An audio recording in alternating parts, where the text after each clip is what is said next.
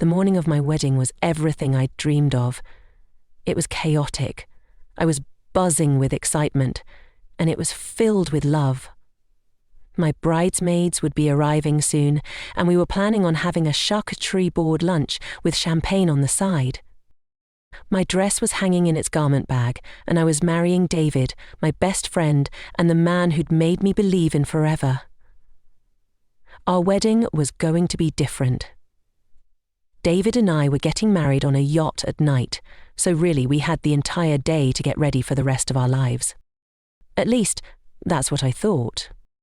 I put on my face mask and stepped outside to meet the delivery man with my bouquet. I had wanted it to be delivered at the last minute, so that it would be perfect with no wilting buds.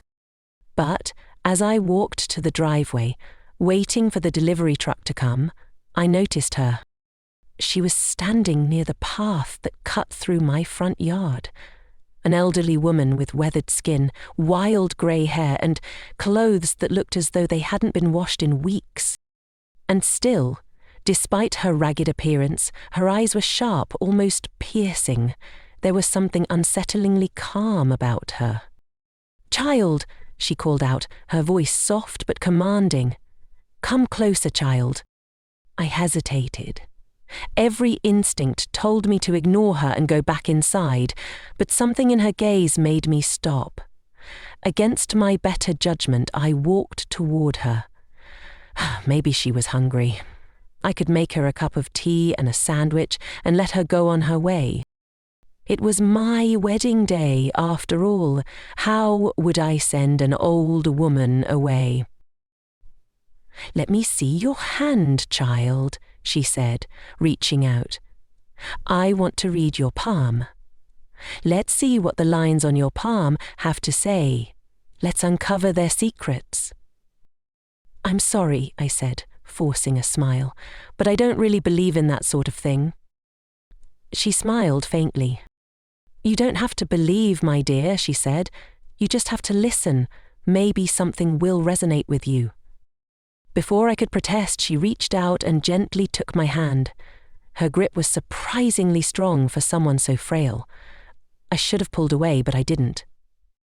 "The man you are about to marry," she began, her voice low and deliberate as she traced one of the lines on my palm. "Yes?" I asked. "It has a mark on his right thigh. Heart-shaped birthmark, yes." I froze. My stomach tightened. I hadn't told anyone about David's birthmark. How could she possibly know? "And his mother," she continued, her gaze unwavering. "She wasn't part of his life, no? She's dead now, isn't she?"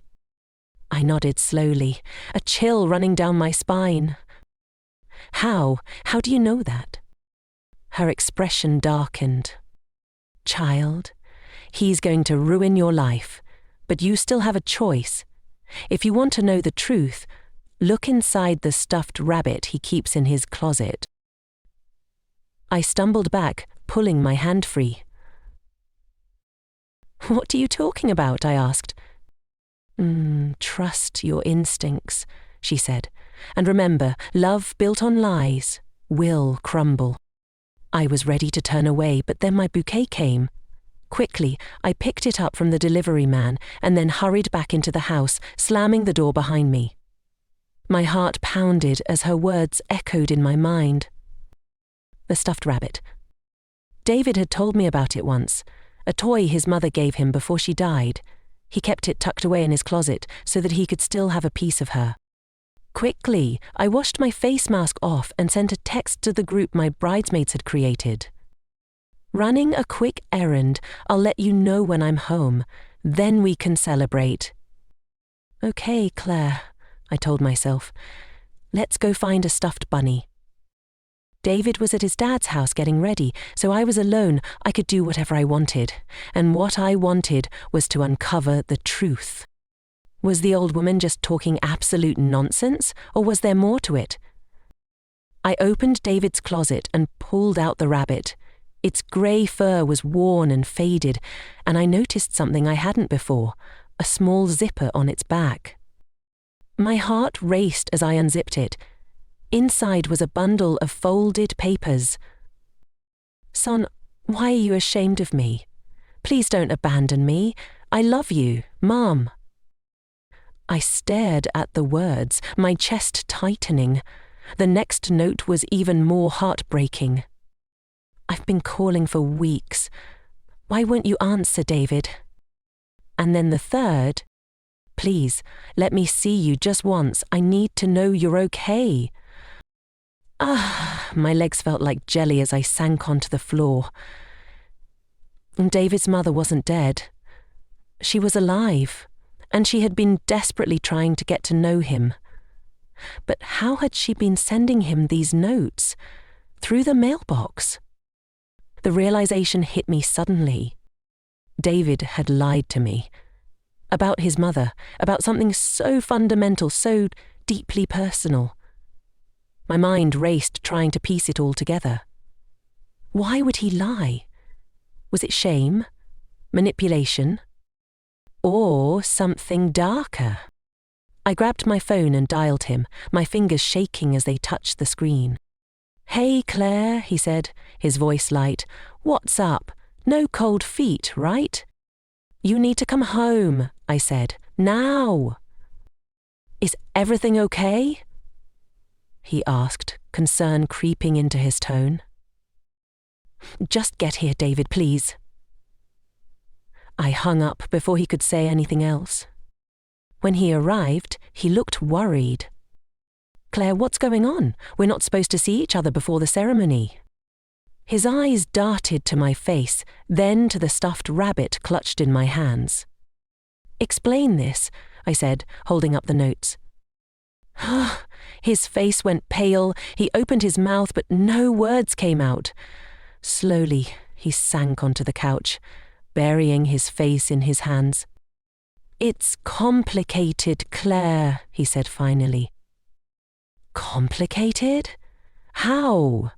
You told me that your mother was dead, David. You lied to me about something so huge. How is that complicated?" He lifted his head, tears brimming in his eyes. "My dad, he made me choose between them. After the divorce, he told me that she wasn't good enough.